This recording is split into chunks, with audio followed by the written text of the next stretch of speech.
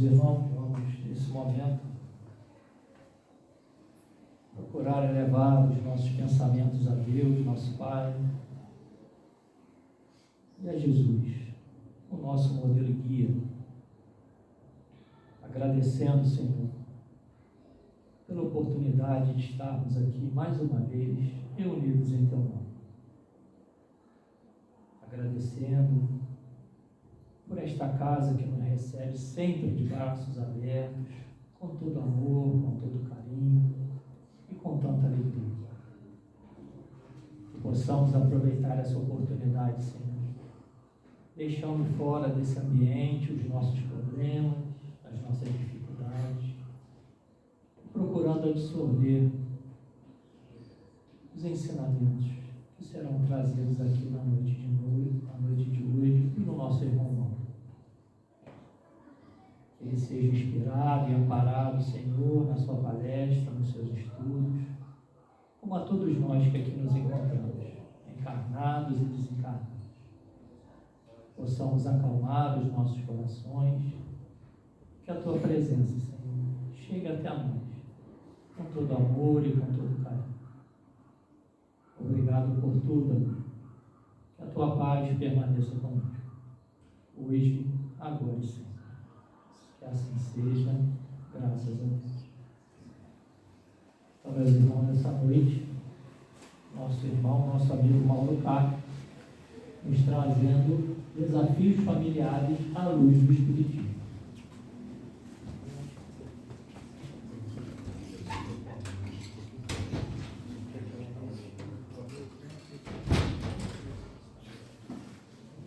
Boa noite.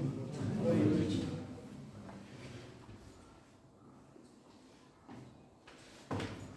Eu estou um pouquinho rouco, vou pedir para ele aumentar ali, para a voz durar até o final, né? Vocês vão vibrando aí para chegar. Eu estou o dia inteiro preocupado com essa voz, e no final do dia a gente geralmente está mais cansado, né? Então ele vai tentando lá e a gente vai conversando. Então hoje nós fomos convidados a trazer algumas reflexões sobre família, à luz da doutrina espírita, né? E é um assunto que todos nós temos a contribuir, porque cada um tem a sua experiência de família, né? Família é um tema muito diverso, cada um tem a sua constituição, suas alegrias, as suas dores de família. E a doutrina espírita, principalmente Allan Kardec, fala muito sobre família, né? Quando a gente fala sobre família, a gente vê tantas histórias complicadas aí, dolorosas, né? Quando a gente tem contato com as pessoas que trabalham com o conselho tutelar, o pessoal do direito da vara de família, né? As delegacias de polícia, esses casos dolorosos que envolvem a família, né? Dos menos aos mais graves, né? Esses que viram noticiário, viram série de TV, né? De assassinatos e maus-tratos extremos, né? E são histórias tristes, dolorosas, né? E a gente tende a falar assim, nossa, como é que um pai faz isso com o filho? Como é que uma filha faz isso com os pais? E que pessoa desumana, né? Que atitude desumana é essa? Mas eu fico refletindo. A gente chama de desumano, mas essas pessoas são seres humanos, né? Estão ali utilizando o seu raciocínio, seu corpo humano, seus cálculos, seus desequilíbrios, né? Então, infelizmente, a gente, nós, humanidade terrestre, ainda trazemos essas coisas, esses desequilíbrios também, né? Então, quando a gente fala desumano, a gente sabe que é um termo, né, que a gente espera que o humano seja solidário, amoroso, acolhedor. E quando foge disso, a gente fala, nossa, que atitude desumana, que pessoa desumana. Mas, infelizmente, ainda é uma característica nossa, coletiva, humanidade terrestre, esses fatos, né? Dos mais leves aos mais graves. Graças a Deus, a gente vê menos os mais graves, né? Mas é o que mais repercute, o que mais dói, e a gente acaba se fixando muito neles. Mas nessas histórias todas, a gente vê avós assumindo filhos de pais que menosprezaram, nem sequer amamentaram seus filhos e cuidaram nas primeiras horas. Então, muitas histórias de avós, tios ou parentes, até um pouco distantes, que assumem crianças que estariam largadas em instituições, né? São pessoas, às vezes, com a vida financeira muito complicada, muito difícil. Pessoas idosas que já eram para estar num momento de vida mais relaxado, já criou seu filho, sua filha, estão ali assumindo esse compromisso. Então, há muitas atitudes heróicas, né, em torno disso. Muitas pessoas dedicadas, tentando suprir essas falhas dos ditos desumanos, né, que desagregam as famílias. Tem muitas famílias aí sendo mantidas a muito suor, sangue, lágrimas, muito esforço, né, para educar e construir o mundo do futuro, né, não deixar essas crianças assim abandonadas, por exemplo. Então, ao mesmo tempo que a gente conhece as histórias difíceis, que viram série, viram filme, viram reportagens longas, né, nos programas dominicais, as histórias bonitas nem sempre são assim destacadas, mas se a gente parar, conversar por aí, a gente vai ouvir, né? Vai ver pessoas se sacrificando para manter a família, né? Para criar bem seus filhos, para manter a harmonia do grupo familiar. Então, também tem esse lado que vale a pena a gente lembrar e reconhecer. No Livro dos Espíritos, o livro básico da doutrina espírita, ali na parte segunda, ou livro segundo, quando fala do mundo espírita ou mundo dos espíritos, nós vamos destacar algumas coisas ali no capítulo 4 sobre pluralidade das existências. Reencarnação, justiça da reencarnação e parentesco e filiação, para trazer conteúdo aqui para a gente pensar em torno desse assunto. Quando Kardec vai tratar da reencarnação, os espíritos ressaltam que a reencarnação é um instrumento divino, nós espíritas assim entendemos, que para aquelas almas, para aqueles espíritos que não alcançaram a perfeição, eles podem tentar de novo, recomeçar uma nova experiência, para aí sim ir caminhando em direção à perfeição. Quem aqui consegue ser perfeito em alguma coisa? Quem aqui, até na sua área profissional, você pode ser um super especialista, conhecer aquilo, e vai ter coisa que você desconhece, vai ter coisa que você erra, se equivoca, né? Vai pedir ajuda. Né? Você pega um super profissional de saúde, não sabe tudo. Em algum momento ele vai pedir auxílio, vai encaminhar, vai trocar ideia, por melhor que seja. Assim é um mecânico de automóveis, né? Ele é muito bom, mas ele resolve isso aqui. Tem um problema em outra parte do carro, ó, você leva para o lugar. Né? E a vida é assim. Né? Todos nós temos muitas potencialidades, temos que desenvolver. E a gente não consegue numa vida só. Precisamos dessas chances novas. Né? Então, a reencarnação é essa oportunidade divina, oportunidade do amor de um pai com seus filhos, de vai de novo, tenta de novo, você errou aqui, vai de novo. Né? Vou te mostrar, oferecer uma experiência nova que você vai poder aprender, se retificar, né? Vai dando chance. Né? E o espírito, né, tem consciência disso. Nós, reencarnados, temos esse esquecimento do passado, e para tudo é novidade, né? Mas no fundo a gente sabe que isso é uma necessidade que a gente traz. Né? E para o espírito evoluir, é necessário passar pela vida corporal. Esse mergulho na carne, essa experiência encarnada, é necessário para esse progresso, para essa evolução. É como se fosse a prova na escola, é como se fosse um super atleta indo para uma Olimpíada, né? Ele treina, os tempos dele no treino são fantásticos. Se anotasse lá, bate até recorde no treino. Mas ele vai provar lá, no dia da prova, né? Naquele momento especial, é ali que ele tem que mostrar se ele realmente atingiu, né, aquela marca, conquistou aquele progresso.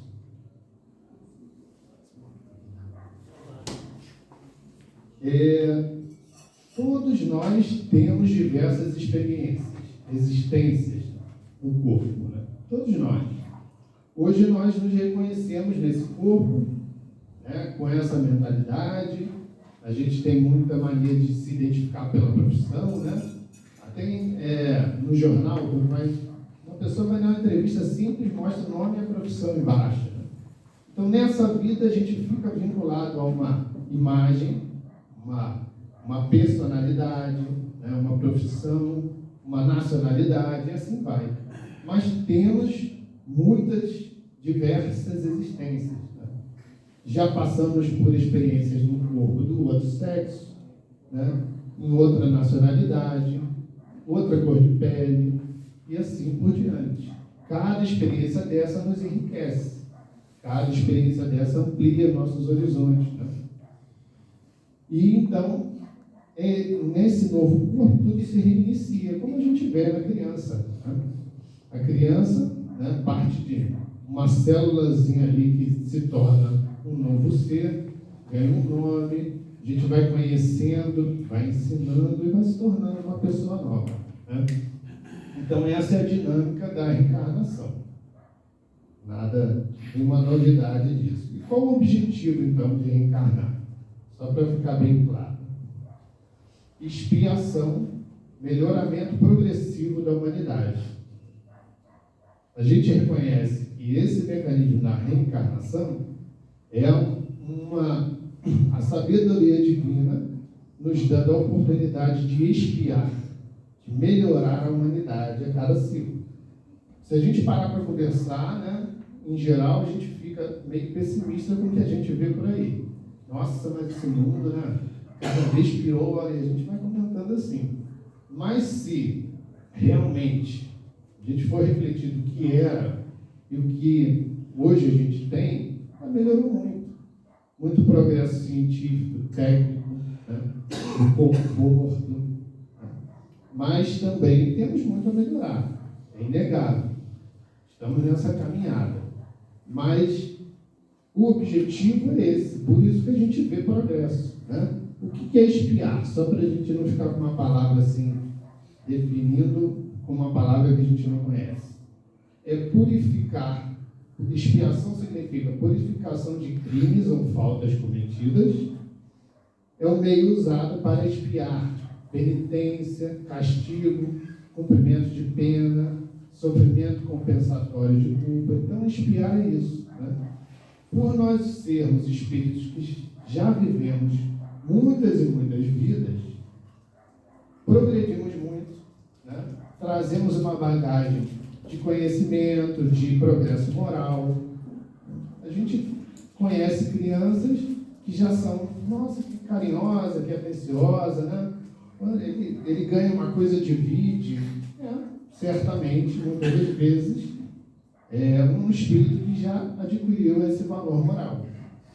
O inverso também, né? A gente vê isso, ele tem que trabalhar mais essa área aí, está difícil, essa criança complicada, os professores que o digam aí, né?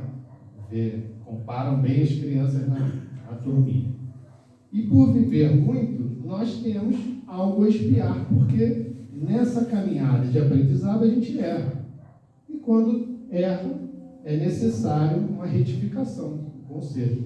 Não é que a gente nasce para expiar por causa de pecado original, não é nada disso. É que nessa caminhada, desde que a gente adquiriu a razão e com isso responsabilidade pelos nossos atos, a gente erra e acerta, e por isso precisa ir retificando, expiando para progredir, né? Esse número de experiências no corpo tem um limite? Não tem um limite. É muito longo, é um processo longo, né? E como o progresso é quase infinito, esse processo de reencarnação também se estende muito no tempo. Dizer quanto é impossível para a gente entender isso, né? A gente vai se depurando, alguns que progrediram mais rápido vão avançando mais rápido, naturalmente chegam mais cedo ao objetivo. Mas nem todo mundo tem essa capacidade. Isso, alguns, a gente sabe de histórias, né, de espíritos renitentes ali do mal, insistem, né? E aí se desviam do caminho, demoram mais nessa caminhada, mas vão chegar lá. As piores pessoas, os piores, né, aquelas pessoas que você pensa, nossa, esse aí não tem jeito, né? Todo mundo está destinado à perfeição. Está muito desviado, está estagnado, né? Mas dá passo para trás, ou ficar eternamente ali, ninguém fica, né? Deus nos não permite e criou mecanismos para que isso não aconteça. Um deles é reencarna, né? Reencarna. Você está muito perdido, reencarna. Vai passar muita dificuldade, muita dor. É lição para aprender. Né? Porque se fosse pelo caminho do amor, não precisava passar por tanta dor. Né? O que o espírito, no final disso tudo, ele se torna? Um espírito bem-aventurado, um espírito puro. No final de tudo, é esse nosso destino. Esse é o objetivo da gente estar aqui, acordando todo dia, pagando imposto de renda, né?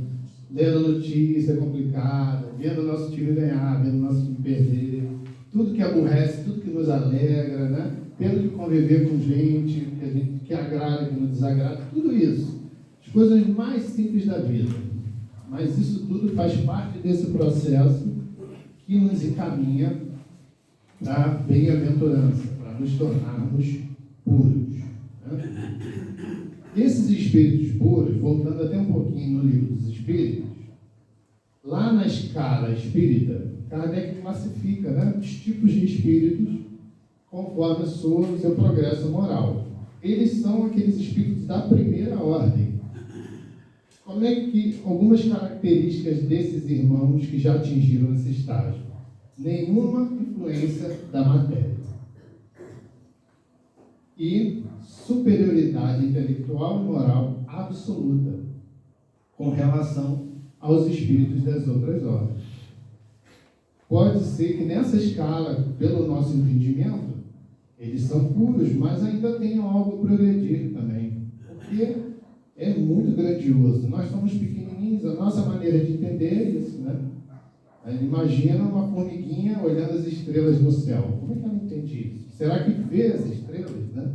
Certamente nem vê ainda. Nós já olhamos para as estrelas e imaginamos e calculamos, mas há muito ainda a conhecer. Quando a gente olha para esses espíritos lá em cima, a gente entende que eles estão no ápice, né? Mas quem sabe, ainda estão progredindo.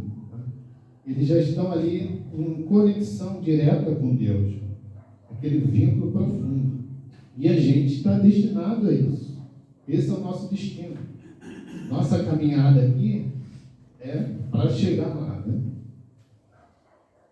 A justiça da reencarnação. A reencarnação, muitas vezes, pode parecer uma crueldade, dependendo da situação da vida da pessoa, né? Porque uma pessoa, às vezes, a gente se pega olhando situações de pessoas com limitações físicas, doenças, uma situação social complicadíssima, limitadíssima, e fala, como é que Deus permite, né, essa pessoa vir aqui? Qual o objetivo na vida da pessoa viver assim, né? Mas, se a gente conhece, né, lá nos atributos de Deus, diz que Deus é soberanamente justo e bom. Em todas as qualidades, né, de Deus, ele é supremo, ninguém é mais do que ele. E se ele é soberanamente justo e bom, alguma razão há ali para isso. Nós aqui não estamos nem perto disso, a gente não consegue entender. Né? Com a nossa visão limitada,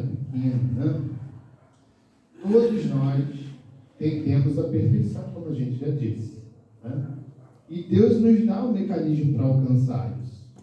A oportunidade de viver na carne é isso, esse mecanismo de reencarna, desencarna, reencarna, desencarna. E as provações da vida corporal são oportunidades de crescimento. Mas na sua justiça, Deus nos concede realizar em novas existências o que a gente não pôde fazer ou concluir numa primeira prova. Quem não gostaria, olhando para a sua própria vida aqui, se eu pudesse voltar no tempo, né? Se eu pudesse, com a cabeça que eu tenho hoje, falar com aquela pessoa, passar por isso de novo, eu faria tudo diferente, teria feito escolhas melhores, né?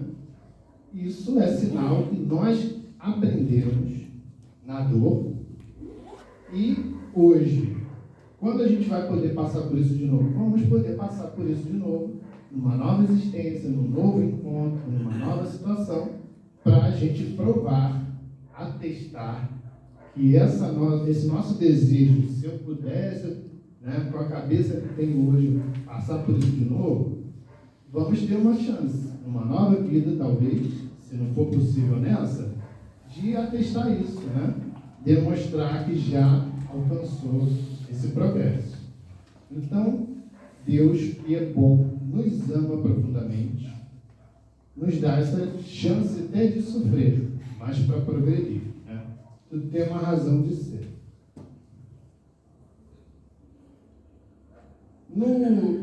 Seguindo ali no Livro dos Espíritos, nós estamos passando muito rapidamente, são perguntas longas, a gente está pulando aí dezenas ali de perguntas que não cabe ler, senão a gente fica cansativo e longo demais. No capítulo 7, quando fala da volta do espírito à vida corporal, esse retorno, esse renascimento, que isso é uma consciência que todos nós temos, né? Eu acho curioso, por exemplo, quando falam, alguns cristãos questionam a reencarnação. Aí fala, tá, mas não acredito em reencarnação, isso não é assim. Mas Deus enviou o seu Filho para viver entre a gente, e Jesus então era o quê? Se ele já existia antes, enviou o seu Filho, ele nasceu. A gente tem todo o relato da manjedoura, né, do nascimento. Nasceu. Então Jesus reencarnou, né? Encarnou entre nós, ele era um espírito antes. Então, isso é uma coisa que a gente é tão natural para nós espíritas, né? E explica tantas situações aí, tantas histórias que a gente ouve. Né? Então nós vamos tratar de alguns itenzinhos aqui que podem ser úteis do que a gente está se propondo refletir aqui hoje. Prelúdio da volta. Esse é o tema ali desse item do capítulo 4. Kardec pergunta, mas os espíritos sabem, quando estão lá no mundo espiritual, nós, desencarnados, a gente consegue saber que a gente tem essa necessidade de reencarnar? E os espíritos respondem que é tão natural quanto nós aqui sabemos que um dia a gente vai desencarnar. Isso a gente fala, né? A única coisa certa na vida é que a gente vai morrer um dia, desencarnar um dia. E os espíritos lá, desencarnados, lúcidos, né, têm essa consciência que é certo que vai ter que reencarnar. A não ser um Cristo que já está no nível que reencarna só por uma tarefa muito importante, excepcionalmente, uma missão. Mas isso é certo, tanto quanto nós sabemos que vamos voltar lá para o mundo espiritual, né? Porque eles entendem que a reencarnação é essa necessidade da vida espírita. Tá, aqui é uma oportunidade divina. Então, na hora que a gente está desanimado, nossa, né, as energias estão lá embaixo, depressivo, triste, aborrecido, isso tudo aqui é uma oportunidade que a gente está tendo. Que muitos espíritos lá no plano espiritual almejam. Eu quero voltar, quero consertar isso, quero me livrar dessa dor, quero, né, progredir. E nós estamos tendo a chance aqui. Temos que aproveitar, por mais difícil que a vida seja. E uma das coisas que Kardec teve curiosidade de perguntar o porquê um espírito, nós já passamos por várias existências, progredimos, aprendemos. Imagina que muitas dessas existências a gente aprendeu idioma, casou, teve filho, criou filho, foi avô, avó, né? Avanços científicos que a gente contribuiu, participou. Aí a gente desencarna, vai reencarnar, né? Apaga a nossa memória. Zera lá o HD, você vem, tem que aprender a comer, a andar, a falar. Alguém tem que cuidar de você, te dar banho. Por que passar por esse estado de infância?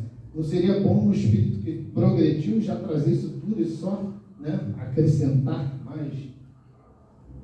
Porque os espíritos explicam a Kardec que é necessário passar por essa fase, porque vem aquele ser mais puro, né?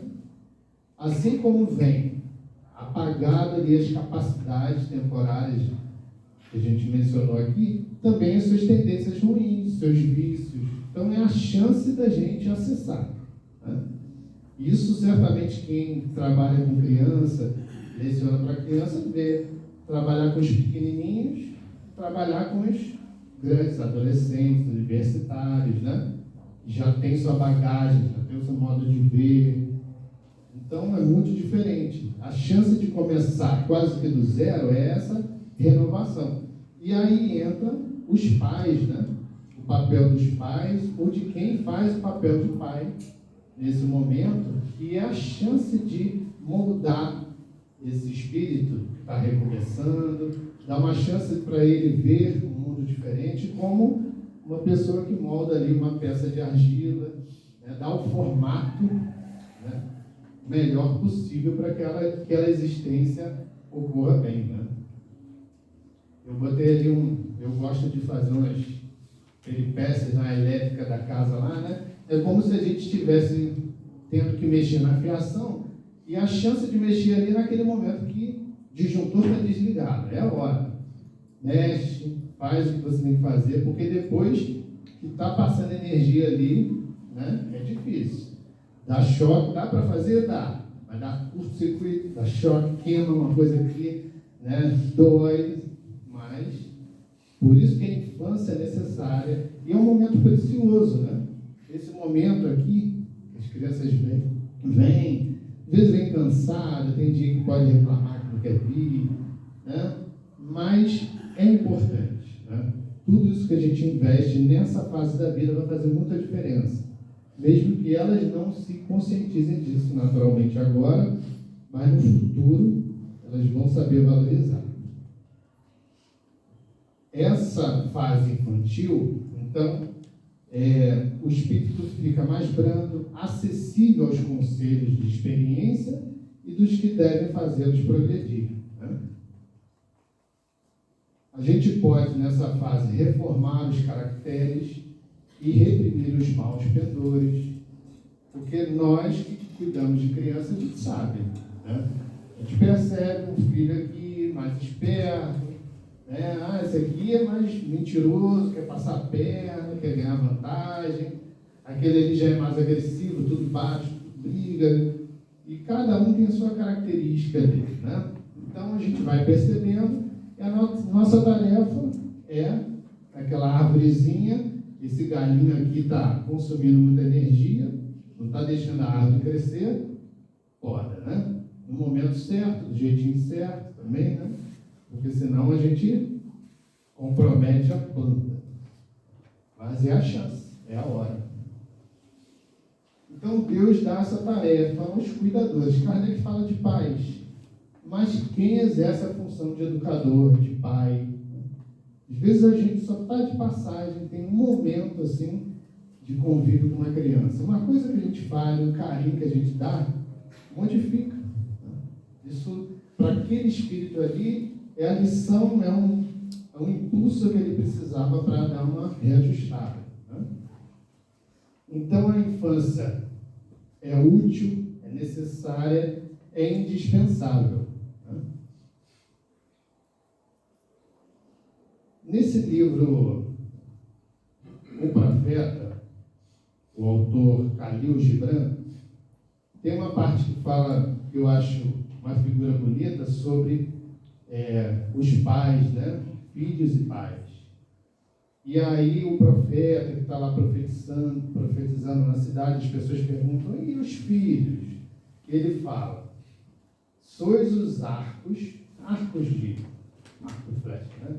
Sois os arcos dos quais seus filhos, como flechas vivas, são arremessados. O arqueiro vê o alvo no caminho infinito, e ele vos dobra com seu poder para que as suas flechas possam ir longe e velozes. Deixai que o arqueiro vos curve com alegria, pois assim como ele ama a flecha que voa, ele também ama o arco que é estátua. Então a gente é só um instrumento de Deus, se a gente souber, né, se submeter à vontade de Deus. É claro que não somos passivos quando a gente fala de cuidar, de criar, né, de evangelizar, de orientar, mas nós estamos participando ali de uma obra divina. Deus está nos apoiando, né? É Ele que faz, Ele que sabe para onde tem que ir, né? E se a gente se permitir essa conexão, nós certamente vamos encaminhar essas flechas para o local, né? Para o alvo certo. Né?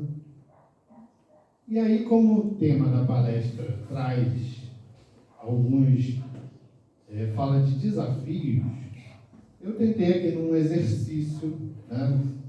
Muito esforço, trazer algumas coisas para a gente refletir, já que a gente, com essa bagagem ali do conhecimento espírita, entende agora a vida como necessária, como um gesto de amor divino, como uma chance de progredir, e onde que a gente chega na vida material. Ninguém nasce sozinho, né? Ninguém nasce espontaneamente. É pelo menos necessário um casal para que uma criança, um ser humano se forme, um corpo novo se forme. Nem que seja por minutos de contato e nada mais além, mas é necessário. Então, essa união nos permite viver, né, nascer, e a família, esse grupo de apoio é fundamental para que todo esse progresso, todo esse caminhar para a perfeição se dê da melhor maneira, né? De maneira mais célere, menos dolorosa. Então, o nosso desafio, quando a gente trata da família, é entender isso. Por que a gente está nessa família? Por que eu não estou na outra? Por que minha família é assim? Ou por que minha família nem é uma família direito? E, às vezes é um grupo de pessoas que não tem consanguinidade nenhuma e formam uma família harmônica e auxilia nessa caminhada muito mais do que eu faria a nossa família consanguínea. Então, nesse contexto de união de espíritos, cada um já viveu muito, cada um teve suas experiências, e aí a experiência na vida atual também pesa muito, né? Vai se desenvolvendo, vai crescendo, e de repente está todo mundo tendo que conviver ali. É um desafio, né? Sem dúvida.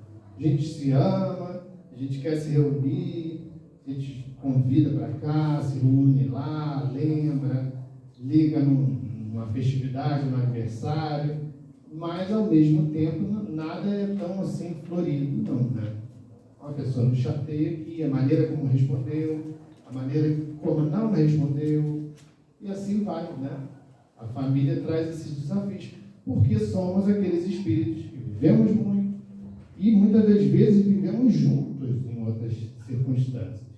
A necessidade de voltar junto é justamente para parar essas arestas.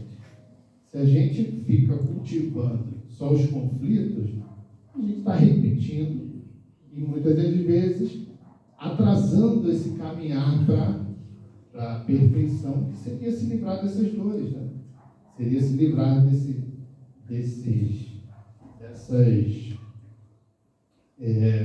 erros do passado. A gente veio aqui para fazer isso, né? André Luiz nos diz ali no livro Resposta da Vida. A vida vem de Deus, a convivência vem de nós. Então Deus já nos deu a oportunidade de viver. Agora a nossa tarefa é saber conviver. É difícil. Tem hora que a gente tem que abrir mão do nosso orgulho, do nosso bem-estar, do que a gente gostaria para a harmonia ali geral. Tem hora que é necessário, é importante você saber também se impor, dizer não, dizer sim. Então, saber esse equilíbrio é muito delicado e a gente, nesse contexto da visão espírita, temos que estar sempre atentos se a gente está atendendo à harmonia necessária, para esse progresso. No livro Vereda Familiar, que é um espírito chamado Teresa de Brito, ela dá algumas dicas ali de exercícios de paz no lar. Busque não agredir. São coisas até óbvias, Mas se a gente parar para se conscientizar, às vezes a agressão não é agressão. Quando a gente fala agressão, vem muito a questão física. E a gente naturalmente, eu não faço isso. Nunca levantei a mão para ninguém. Nunca levantei a mão para esposa, para filho. Mas agredir tem muitas maneiras de agredir. Às vezes é sutil. É a maneira como fala. É a maneira como não fala. Não responde. Então são sutis essas maneiras de agredir. E a gente tem que estar atento, consciente, ativamente, sempre percebendo se feriu, se não feriu, como é que o outro reagiu, para ter paz no lar. Fugir do esnobismo intelectual, um pouquinho de humildade, um pouquinho de paciência, não precisa estar sempre se achando tal. Cultivo da disciplina. Aprenda a dialogar, ouvir e, quando necessário, quando for a hora, falar, Falar e ouvir. Não cobrar afeição. Também é uma maneira também de desgaste no lar. Agradecer as coisas mínimas, porque numa família ninguém faz nada sozinho, Se um trabalha, vive o dia fora, e graças a Deus eu trabalho, por isso que a gente tem essa vida. Não, o outro, às vezes é o que fica em casa e também sustenta uma coisa importantíssima. Do contrário, a família não ia funcionar, a vida não ia funcionar, inclusive dele ou dela. Então, todo mundo é importante, e todo mundo merece reconhecimento e agradecimento, as coisas mínimas. Porque é aquela coisa da gente tratar o outro como se estivesse tratando uma visita. Chega a visita, é aquela voz mansa, em torno aí, não tem problema não, pega lá um paninho, Mas vai alguém de casa entornar ali o negócio, E aí a gente já age totalmente diferente. Então, se a gente tiver esse esforço consciente de ser gentil, de falar com cuidado, não vai deixar de corrigir uma criança que fez uma coisa equivocada, corrige, Mas não precisa ser duro, agressivo, A gente não fala assim, não é meu filho, Eu também não posso. E porque o nosso filho a gente pode ser agressivo, ser duro, traumatizar a criança, Com a nossa esposa, que nos aguenta já há tanto tempo, com o nosso marido, e a gente está lá, Só testando os limites. Por quê? Não tem paz no lar assim. A gente tem que saber, descer o tom, porque se a gente recebe muita agressão, às vezes é porque nós devolvemos da mesma forma, alimentamos isso. Então cabe a gente tomar as rédeas disso e, não, esse eu não vou responder, vou ficar quieto, vou só falar um monossílabo aqui, só dar atenção, espera a pessoa acalmar. Está precisando falar, Ou então reconhece, olha, estou vendo que você está nervoso hoje, Mas bem, se acalma, Mostra para a pessoa que ela está naquele estado, São maneiras de a gente conversar, com calma e resolver. Mas agradecer as mínimas coisas, também esses gestos de gentileza, como fala ali no final. Ser gentil. Como a gente, às vezes, A gente vai conversar, fulano, a gente boa, né? Tão legal, pô, muito bom estar junto. Você vai conversar com um familiar, nossa, insuportável, né?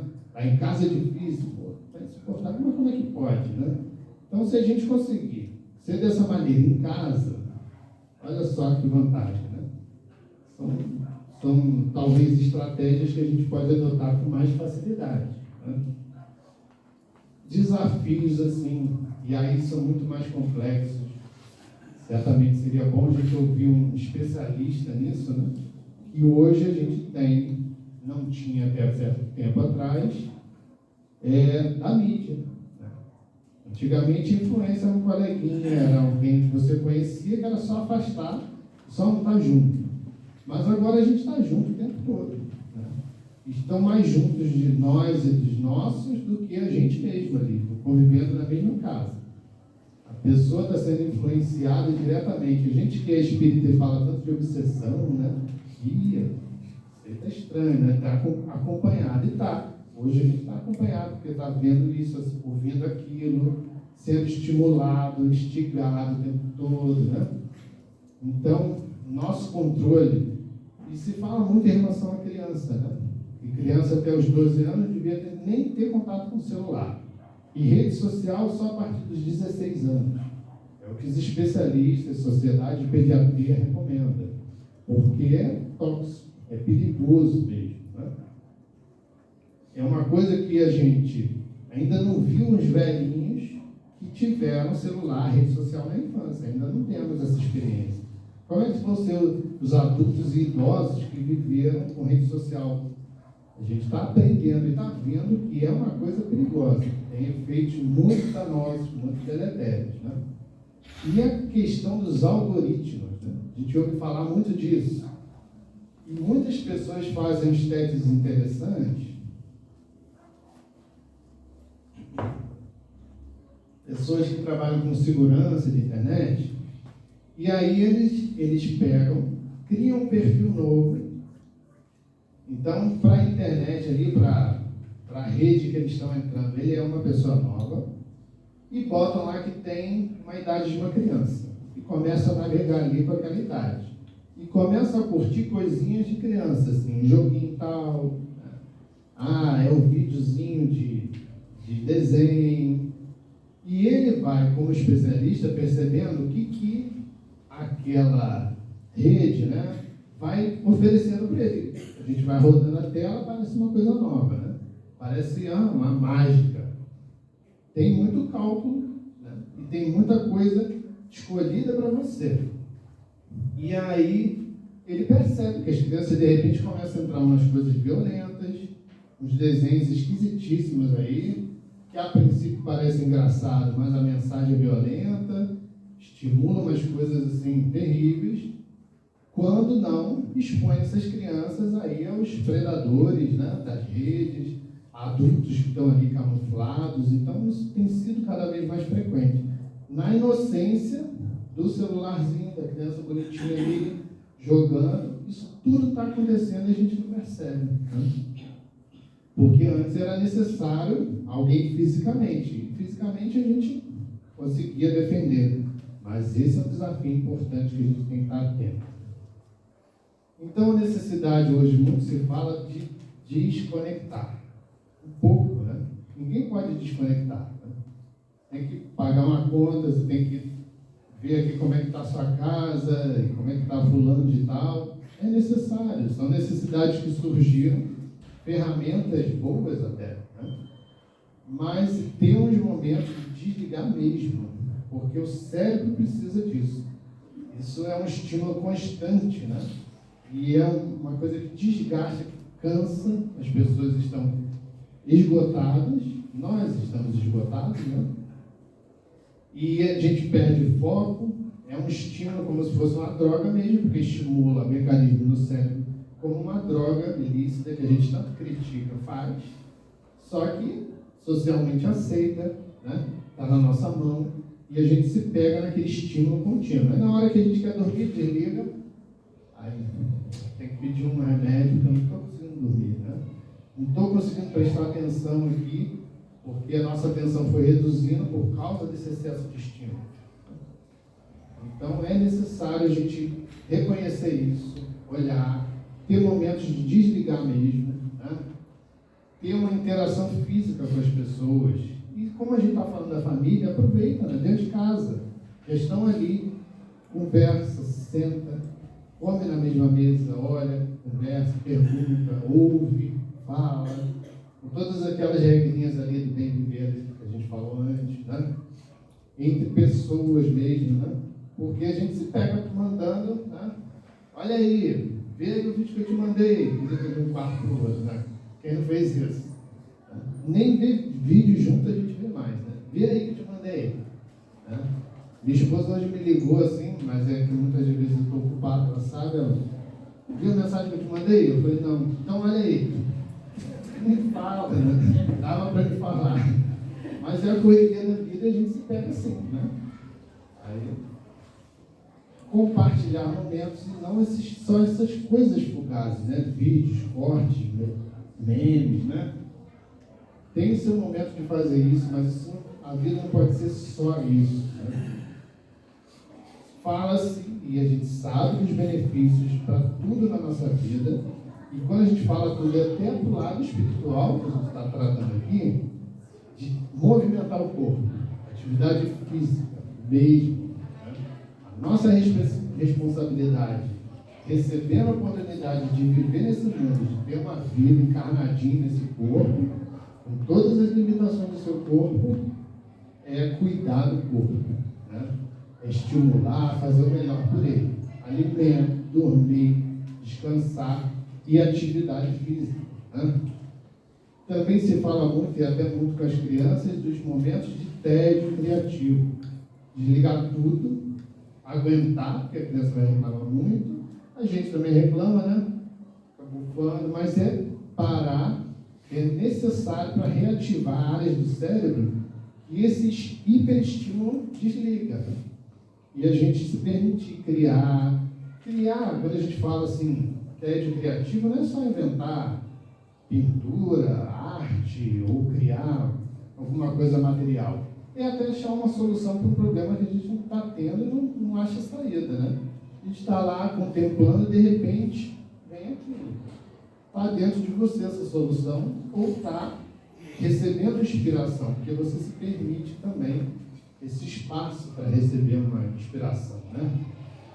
E silêncio, fazer silêncio, realmente, né? Ter momentos em que não está prestando atenção em nada, né?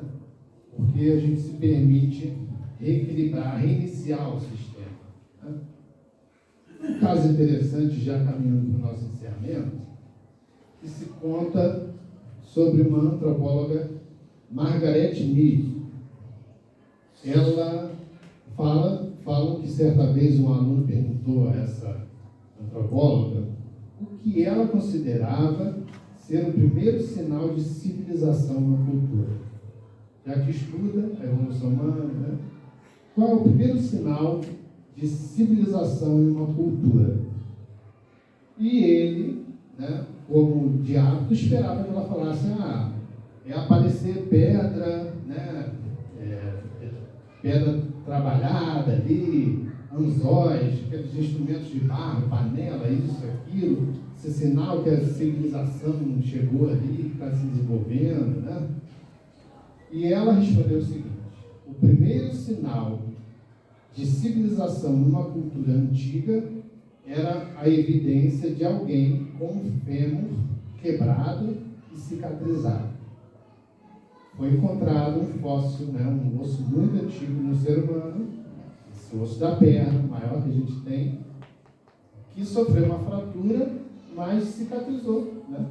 Formou ali aquele calo ósseo e, naturalmente, a pessoa viveu para cicatrizar, né? Cicatriza só se está vivo ainda.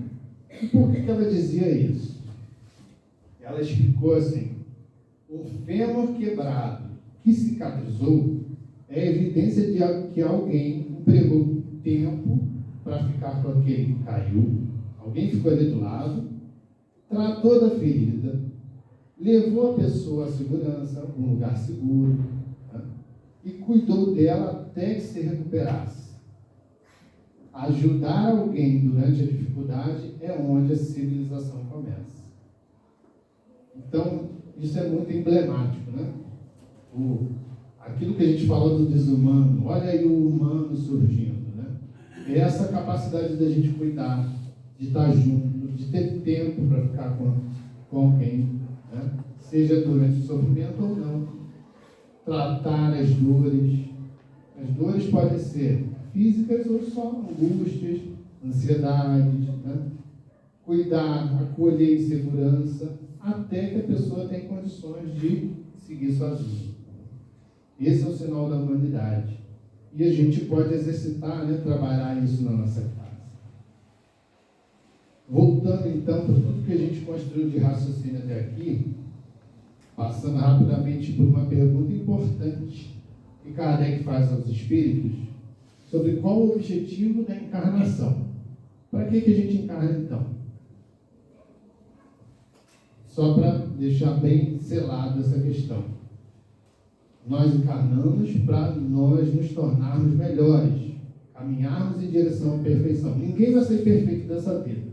Porque às vezes numa conversa sobre isso a gente sai mais para baixo do que motivado, né? Puxa, mas eu tenho tanto problema, tanta dificuldade, estou muito longe disso, e a gente já sai com aquela baixa autoestima. Não é questão, nós estamos progredindo, dando um passo que a gente pode dar. Se tem aí um espírito, Bezerra de Menezes, que vive uma vida, dá um exemplo, sai dela, né, que a gente sabe, iluminado, é um feito, né? Mas nós não somos Dr. Bezerra de Menezes. Nós temos que dar o passo na vida que a gente tem, né? Nós temos as nossas características e demandas próprias. Vamos trabalhar nisso. Às vezes, um grande passo da nossa vida é só uma reconciliação com uma pessoa. É sair dessa vida, não é salvando o planeta, né? Mas é deixando de ser agressivo, alimentar o ódio. Já saiu, já um ganho. Porque em outras existências, às vezes, com esse ódio você destruiu, fez mal para você mesmo e para muitas pessoas. Então, o grande passo é esse. E, aos olhos do mundo, não é nada demais, né? Uma pessoa tranquila, boa, não, mas é um grande passo evolutivo. Cada um sabe de si, né? Sabe onde tem mais dificuldade, né?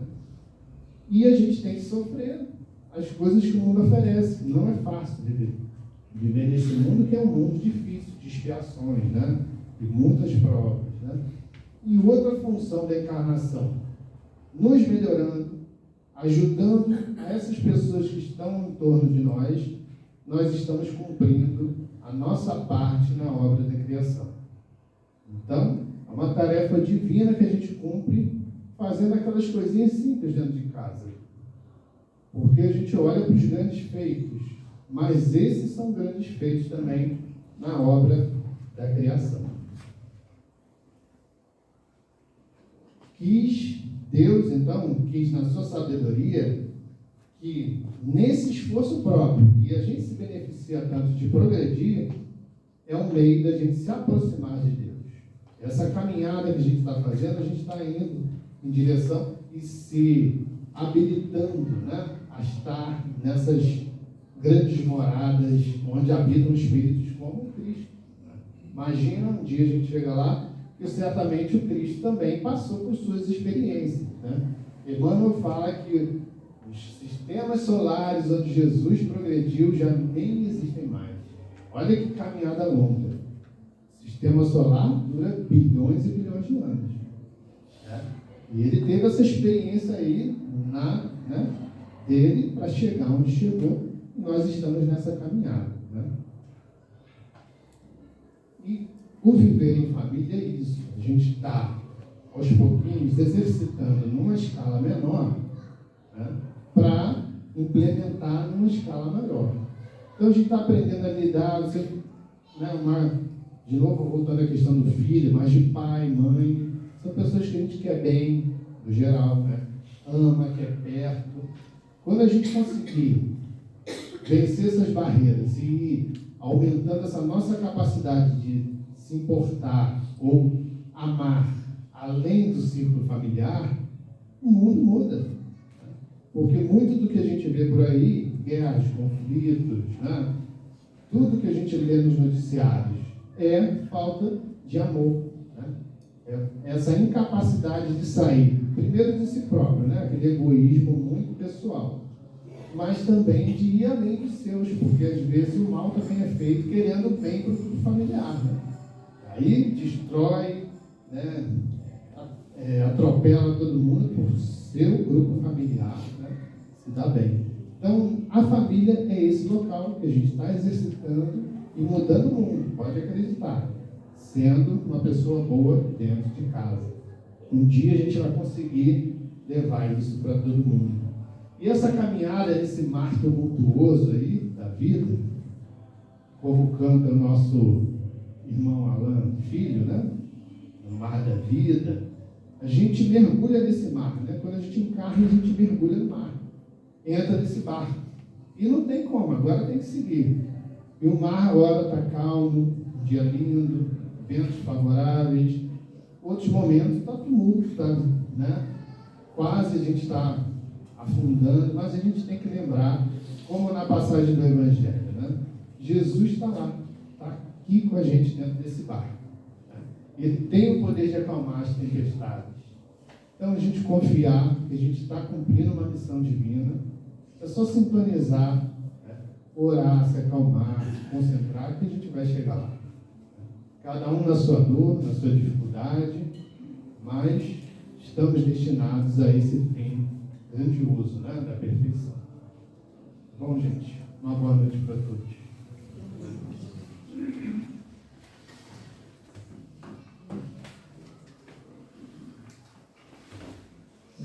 Nós agradecemos ao Mauro pelo estudo, né, pelo trabalho que nos trouxe. E, nossa, quanto desafio apareceu ali. Ele estava falando, a gente está refletindo, e são muitos difíceis, mas eu acho que a gente consegue. Né? Se nós chegamos até aqui, como ele disse, é porque nós temos condições, sim, de enfrentar e superar esses desafios, com muito amor, né? Que foi o que Jesus nos trouxe, nos doou, e nós temos condições. E aproveitar, como ele disse, esse momento da reencarnação, né? Estamos todos tendo essa oportunidade de aproveitar essa oportunidade da vida, que é tão importante e que tantos não dão tanto valor, mas hoje eu acho que ficou bem claro o valor que nós temos que dar a essa oportunidade que temos. Então, que possamos sair daqui com esses ensinamentos, acalmando nossos corações e fazendo com que possamos refletir um pouco mais. E com muito amor com os nossos filhos, lógico, né?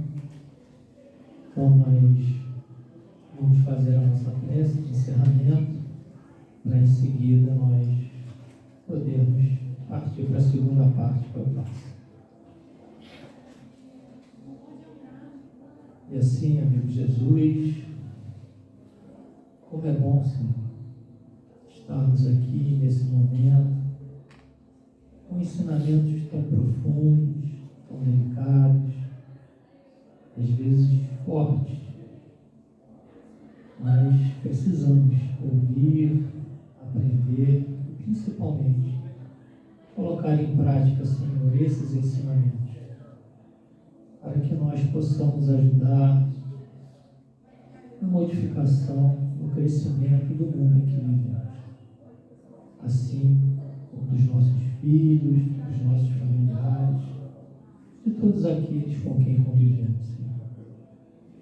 Que possamos levar a cada um deles tudo aquilo que aqui aprendemos, para que eles também possam te conhecer, possam te abraçar e possam tomar um novo rumo em sua caminhada.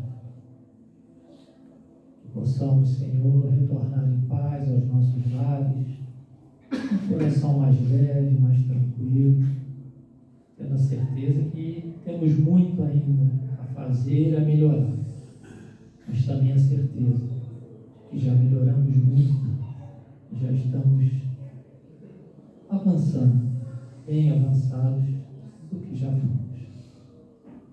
Obrigado, amigo. A tua paz permaneça conosco, nos envolvendo e nos amparando. Que assim seja, graças a Deus. Bom, meus irmãos, primeiro nós vamos pedir aos aplicadores de passe que com calma possam se dirigir, porque a aplicação do passe vai ser lá na sala. Eles estão terminando aqui o ensaio, mas aí, enquanto eles vão se dirigindo para lá, a gente só vai fazer primeiro aquela pergunta que nós fazemos sempre, se tem alguém que está vindo a casa pela primeira vez.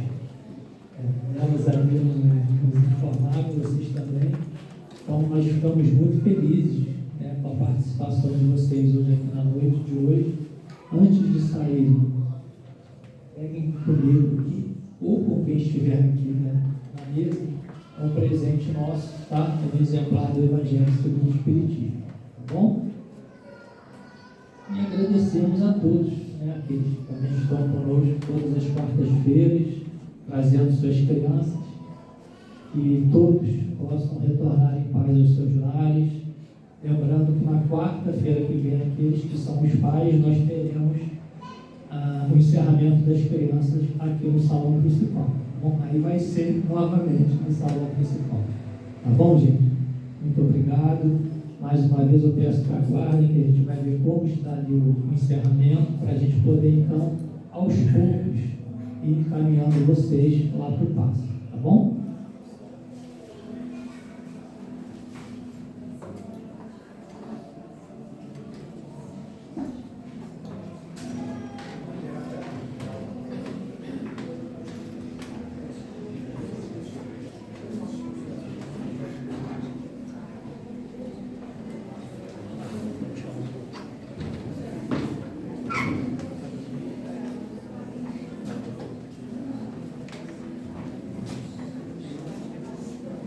Já está até liberado ali, mas as crianças até, e os jovens que já estavam no ensaio já começaram a fila para o passe.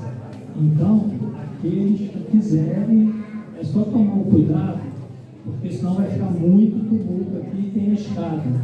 Então, eu aconselharia que as pessoas fossem aguardando um pouco aqui, e a gente vai colocar uma pessoa aqui na porta, conforme for andando a fila lá do salão, aí as pessoas saem daqui e vão para o salão. Tá bom, gente?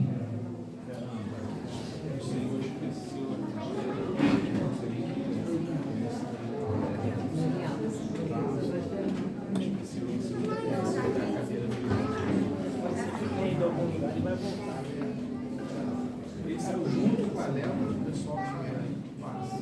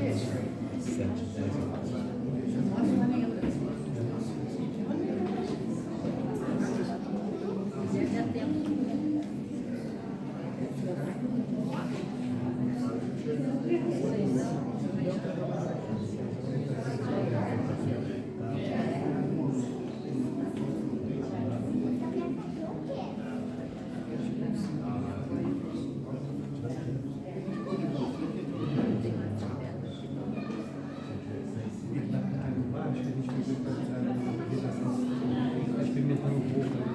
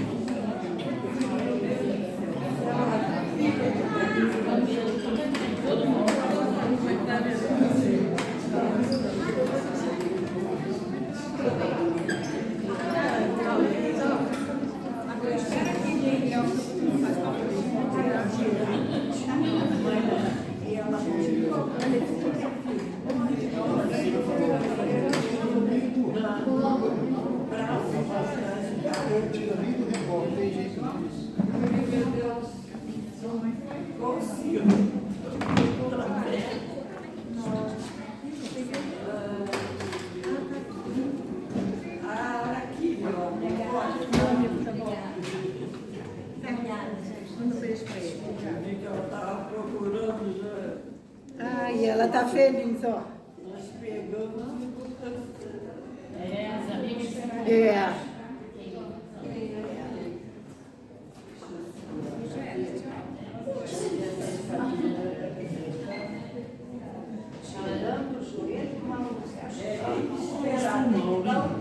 Foi o Mauro? Eu levou e tem que esperar. 80, não, 72, né? É assim. Não, tem que dar tempo para poder dar o primeiro passo. Eu falei com o rapaz, olha, ele falou assim, espera esse tempo, enquanto não engatar para ver, ficar grande. Tem que esperar para dar o primeiro passo. Obrigada, tá? Foi tudo ótimo. Tchau, minha querida. Hoje elas se encontraram. Eu tenho um monte de coisa no meu.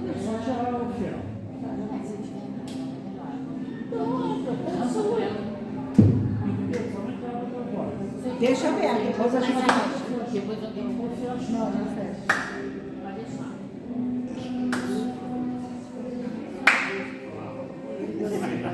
A Cecília quis tomar passa, a Letícia foi. A gente vai indo Vamos devagar. tomar pasta. A gente vai. Aí falar com a Letícia para pegar as formas. Hã? As formas lá na tabuleira. Acho que ele esqueceu de chamar de Santina. Não, Quem é o esse? Fernando depois vem guardar. Ele falou, aí, tá Hoje gravando. vocês estão juntos. Ah, é?